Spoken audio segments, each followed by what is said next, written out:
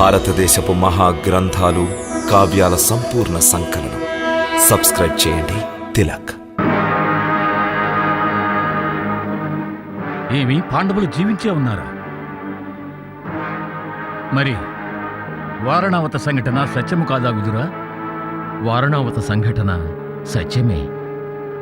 పాండవులు జీవించి ఉండడం కూడా సత్యమే. ఏమంటున్నావు విదురా? రెండు సంఘటనలు కూడా సత్యమొకట ఎటుల సాధ్యము విదురా? అతడ దొరికిన కంకాళములు వారివి కావంటావా? ఆ దొరికినవన్నీ బహుశా ఎవరివో. ఇది శుభసూచన, అత్యంత శుభసూచన. విదురా, సోదర కుంతి ఎలా ఉంది? ఇప్పుడెక్కడుంది? మహారాణి కుంతి కుశలమే. ఆమె తన పుత్రులతోనే ఉన్నారు.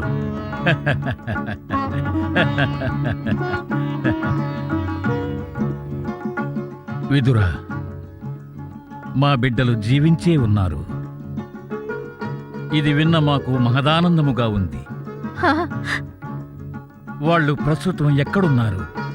వారు ప్రస్తుతం ద్రౌపదుని అతిథులు. కుంతి అనుజ్ఞతో ద్రౌపది వివాహం పంచపాండవులతో జరిగినది.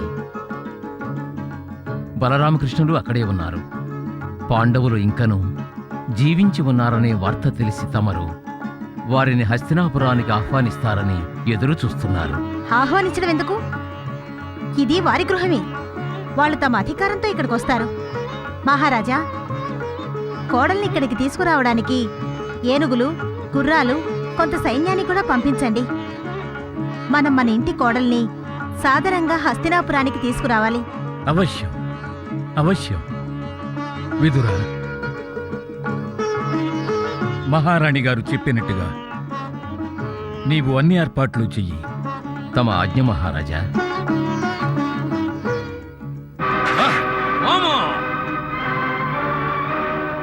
విన్నావా నువ్వు? పాండవులు జీవించే ఉన్నారట. ఎలా జరుగుతుంది అల్లుడు? అలా ఎలా జరుగుతుంది? ఎలా జరుగుతుంది కాదు, జరిగింది. ఆనాడు పాంచాల కుమారుని గ్రహించినవాడు బ్రాహ్మణ వేషములో ఉన్న అర్జునుడే, మరెవరో కాదు.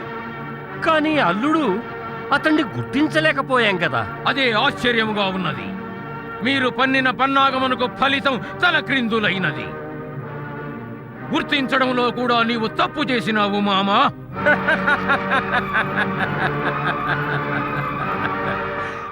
ఏం పర్వాలేదు అల్లుడు, ఏం పర్వాలేదు. నీ మామ తుణీరంలో బాణములు ఇంకనూ ఉన్నవి.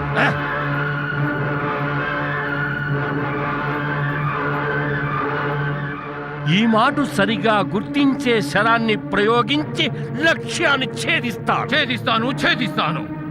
రాను రాను నీపై నమ్మకము సన్నగిల్లిపోతున్నది మామా.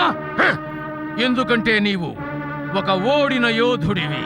అంతకు మించి మరేమీ కాదు, ఏమీ కాదు. నువ్వు ఇదే తప్పు చేస్తున్నావు అల్లుడు, ఇదే తప్పు చేస్తున్నావు. అరే, మన పాచిక బాగానే పారుతున్నది. కానీ విదురుడే దీనికి ఏదో విరుగుడు చేసుంటాడు. పాండవుల్ని రక్షించడం వెనుక అతడి హస్తమే ఉన్నది, అతడి హస్తమే. మామా, తమ తప్పును ఇంకొకరి తలపై నెట్టి యుద్ధములో జయించలేరు.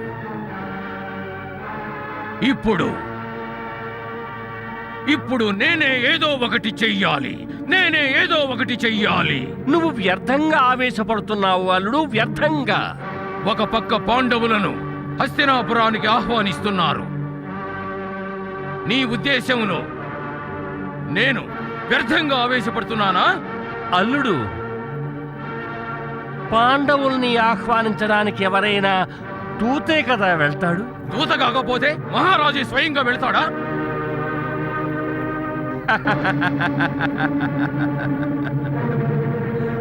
దూత అక్కడికి వెళ్తాడు. కానీ ఏమిటి? అది రాజనీతిలోని ఆఖరి ఎత్తు. అల్లుడు, హస్తినాపురం నుంచి దూత పాంచాల దేశం చేరుకున్నప్పుడు అప్పుడు కదా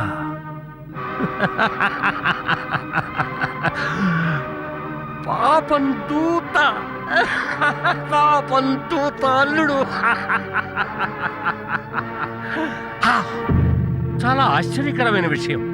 హస్తినాపురం నుండి ఇంతవరకు మాకు ఎటువంటి సందేశము రాలేదు. నిస్సందేహంగా మా కుమార్తె పాణిగ్రహణం పాండవులతో జరిగిందనే విషయం ధృతరాష్ట్ర మహారాజులకు తెలిసే ఉంటుంది. అవును మహారాజా, మహామంత్రి విదురుని గుప్తచరులు ఈ శుభ సమాచారాన్ని వారికి తెలియజేశారు. కాని వియ్యమందుకున్న తర్వాత కూడా ధృతరాష్ట్ర మహారాజు ఇంతవరకు ఏ దూతని మా వద్దకు పంపలేదు. చాలా ఆశ్చర్యముగా ఉన్నది. ఇందులో ఆశ్చర్యపడడానికేమున్నది మహారాజా? హస్తినాపుర రాజ్యంలో ఒకవైపు భీష్మ పితామహులు, గురు ద్రోణాచార్యుడు, విదురుడు వంటి పరాక్రములు ఎంతోమంది ఉన్నారు. అలాగే మరోవైపు దుర్యోధనుడు, శకుని వంటి వారు కూడా ఉన్నారు. మరి ఆలస్యానికి ఆశ్చర్యమెందుకు? మీరు సత్యం వచించినారు యదుకుల శిరోమణి. వీళ్ళందరూ పాండవుల శక్తి వృద్ధి పొందాలని ఎప్పుడు కోరుకున్నారు? వారికి సహాయం ఎప్పుడు లభించింది? ఆ మాట నిజమే మహారాజా. కాని పాండవులు జీవించే ఉన్నారన్న సమాచారము అంత సాధారణమైనది కాదు. ఈ వార్త ప్రశాంతమైన సముద్రంలో ఉద్భవించిన బడబాగ్నితో సమానమైనది. కౌరవులు నిశ్చింతగా కూర్చుని ఉన్నారు, పాండవులు అంతమైపోయారని. ఇక దుర్యోధనుడు హస్తినాపుర యువరాజుగా కూడా ప్రకటించబడ్డాడు. అవును మధుసూదన, మాకు కూడా అతనికి యువరాజ పదవి లభించిందని సమాచారం అందింది.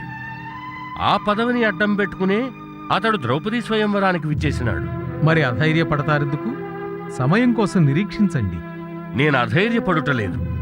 పాండవుల పట్ల ప్రతిసారి జరుగుతున్న అన్యాయం కారణంగా చింతాక్రాంతుడనయ్యాను. వీళ్ళకి వీళ్ళ అధికారం సగౌరవంగా లభించాలి. తమరు నిశ్చింతంగా ఉండండి మహారాజా. నేనుండగా ఎక్కడా ఎటువంటి అన్యాయము జరుగదు. అవునా అగ్రజ? మాకు మా మాతృశ్రీకి మీ అందరిపై సంపూర్ణ విశ్వాసముంది యదుకుల భూషణ. అందుకే అన్నారు, విశ్వాసం ఫలదాయకం ధర్మనందన. అందరూ ఊహించుకోండి, ఒకవేళ హస్తినాపురం నుంచి ఏ రకమైన సందేశం రాకపోతే? ఇది తెలుసుకోండి, మనకు యుక్తితో గాని శక్తితో గాని పాండవులకు అధికారం ఇప్పించే సామర్థ్యం ఉన్నది. మరి ఈ సమావేశం యొక్క అంతరార్థం ఏమిటి? కనీసం మనం ఏం చేయబోతున్నామో అదైనా తెలియాలిగా. మా పాంచాల రాజ్యానికి తమ ఆజ్ఞ ఏమిటి యదువంశ శిరోమణి? అదే మనం 2-3 దినాలు నిరీక్షిద్దాం. హస్తినాపురం నుండి సందేశం వస్తే సరే, లేదంటే మనం స్వయంగా ద్రుపద మహారాజుతో హస్తినాపురానికి వెళ్దాం. అక్కడ రాజసభలోనే పాండవుల ప్రస్తావన తెద్దాం.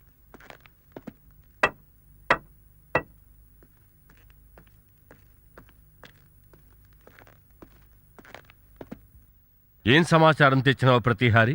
జయము జయము మహారాజా. హస్తినాపుర రాజదూత తమ దర్శనం కోసం అనుమతి కోరుతున్నాడు. ప్రవేశపెట్టు.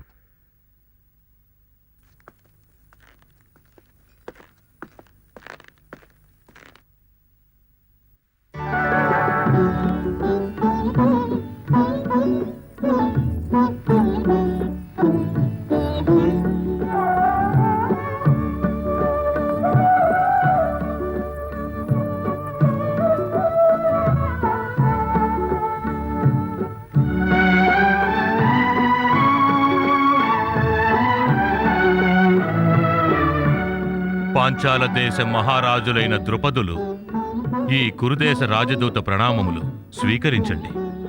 స్వీకరించాం. చెప్పు రాజదూత, హస్తినాపుర రాజ్యంలో అందరూ కుశలమేగా? అందరూ కుశలమే మహారాజా. మహాప్రతాపవంతులైన సూర్యవంశ చక్రవర్తులు ధృతరాష్ట్రుల వారు తమకు అభివందనలు తెలియజేశారు. మా అభివందనలు కూడా వారికి తెలియజేయి. రాకుమార్తె వివాహం చేసినందుకు శుభాకాంక్షలు తెలిపారు. వారికి మా ధన్యవాదాలు తెలియజేయి. ఇంకేమీ చెప్పలేదా? చెప్పారు మహారాజా. వారు తమ సోదరులైన పాండురాజు కుమారులకు ఆశీస్సులు తెలిపారు. వారు మరొక సూచన కూడా పంపారు. వారు వారి కొత్త కోడలను ఆహ్వానించడానికి ఉత్సాహంగా ఉన్నారు. అందువల్ల వారు మహారాజు ద్రుపదుల వారిని ప్రార్థిస్తున్నారు. వారు తమ పుత్రిక ద్రౌపదికి వీడ్కోలు చెప్పి అత్తవారింటికి వెళ్ళుటకు అనుజ్ఞనిమ్మన్నారు. హస్తినాపుర రాణివాసం వారి యొక్క కొత్త కోడలు రాక కోసం నిరీక్షిస్తున్నది. అందువల్ల నేను మహామంత్రులైన విదురుల ఆజ్ఞతో రాజోచితమైన మంగళకరమైన ఆభరణాలతో సహా తమ వద్దకొచ్చాను.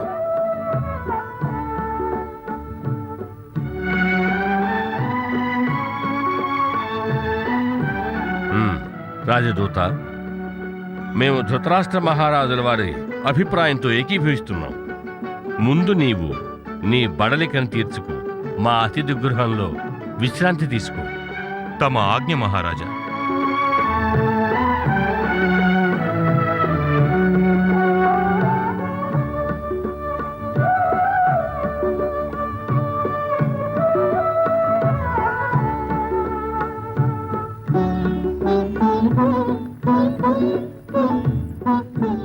నేను చెప్పాను కదా, ధైర్యం యొక్క ఫలితం అత్యంత మధురంగా ఉంటుందని పాంచాల నరేంద్ర. మీరు ఎల్లప్పుడూ సత్యమునే వచిస్తారు. తమరు సర్వాంతర్యామి, సర్వజ్ఞులయ్యుండి కూడా ఏమీ తెలియనట్లే వ్యవహరిస్తారు మహానుభావ. ఇక తమ ఆజ్ఞ ఏమిటి మహారాజా? ఆజ్ఞ కాదు, ఒక్క వినతి. అదేమిటి? అదే, తమరు నా కుమార్తెను సోదరిగా స్వీకరించారు. తమరు దుష్టజుమ్నుతో కూడా హస్తినకు వెళ్ళండి ప్రభు. తమ ఆజ్ఞ మహారాజా. యువరాజు యుధిష్ఠిరులకు, యువరాజు యుధిష్ఠిరులకు, యువరాజు యుధిష్ఠిరులకు, యువరాజు యుధిష్ఠిరులకు, అర్జునుల వారికి, అర్జునుల వారికి, అర్జునుల వారికి, అర్జునుల వారికి, అర్జునుల వారికి, అర్జునుల వారికి, అర్జునుల వారికి. మాకీ విషయం పరిపూర్ణమైన ఆనందాన్ని కలిగిస్తోంది. నా పుత్రులు నాకు సురక్షితంగా లభించారు. నిజముగా మహారాజా, ఈ వార్త హస్తినాపుర ప్రజలకు, రాజపరివారమునకు ఇరువురకు ఎడారిలో తీయని జలము దొరికినంత ఆనందకరమైన వార్త. రాజనీతి దృష్టిలో కూడా మన సామ్రాజ్యము మహోన్నతమైనది. మనకు సమృద్ధివంతమైన పాంచాల దేశంతో సంబంధమునకు అవకాశము కలిగినది. ఈ ఆనంద సమయంలో అన్యథా అనుకోకుంటే నేనొక మాట చెప్పనా మహారాజా? అవశ్యం, అవశ్యం యదుకుల భూషణ, అవశ్యం.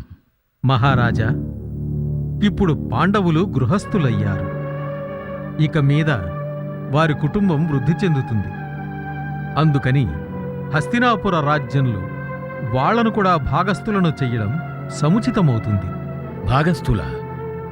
భాగస్థులుగా ఎందుకు? వారు మా పుత్రులు.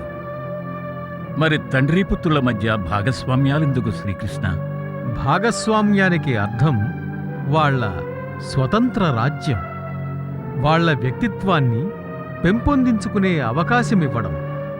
మన ఆచారము అదే కదా మహారాజా? మీకు ఈ విషయంలో సందేహము దేనికి? పాండవులు సాక్షాత్తు మా తమ్ముని కుమారులు. ఆ విధంగా వారికి సమస్త రాజ్యము పైన అధికారమున్నది. మా నూర్గురు కుమారులతో సమానంగా. యదునందనుని సంకేతము కూడా ఇదే మహారాజా. విదురా, నీవు సూటిగా ఎందుకు చెప్పడం లేదు? నీవు మా నుంచి ఆశిస్తున్నది ఏమిటి? న్యాయం. అంతకంటే నాకు కావలసిందేముంది మహారాజా? ఈ మాటకు అర్థము ఏమిటి? మేము ఇంతవరకు న్యాయము చేయలేదా? కౌరవ పాండవుల పట్ల చూపించే వాత్సల్యం విషయంలో మేమేనాడైనా పక్షపాత వైఖరి అవలంబించామా? తమరు ఎల్లప్పుడూ పాండవుల హితాన్నే కోరుకున్నారు మహారాజా. మరి హస్తినాపుర రాజ్యాన్ని 2 భాగాలుగా విభజించవటానికి తమకు అభ్యంతరం ఏమిటి? ఇరువురికి పంచివ్వండి. అంటే పాంచాల యువరాజులు మా రాజ్యాన్ని విభజించడానికే వచ్చారా? అది కాదు కురు సార్వభౌమ. దృష్టజుమ్నునికి పాండవులను స్వతంత్ర రాజులుగాను, వారి సోదరి ద్రౌపదిని మహారాణిగాను చూడాలన్న వాంఛ. మాకీ విషయంలో అభ్యంతరం ఏముంటుంది? ఇప్పుడు మేము హస్తినాపురాన్ని విభజించలేము. అది కురువంశరాజుల ప్రాణం, హృదయ స్పందన. దీనిలో ప్రత్యణువు మా యశస్సు యొక్క ప్రతిరూపం. మేము హస్తినాపురాన్ని విడదీయలేము. అటులైన పాండవులకు తమరు ఏ భూభాగాన్నిచ్చినా స్వీకరించటానికి వారు సిద్ధంగా ఉన్నారు. యదునందన, ఏ భూభాగాన్నిచ్చినా పాండవులు తృణీకరించకుండా స్వీకరిస్తారని నమ్మకం ఏమిటి?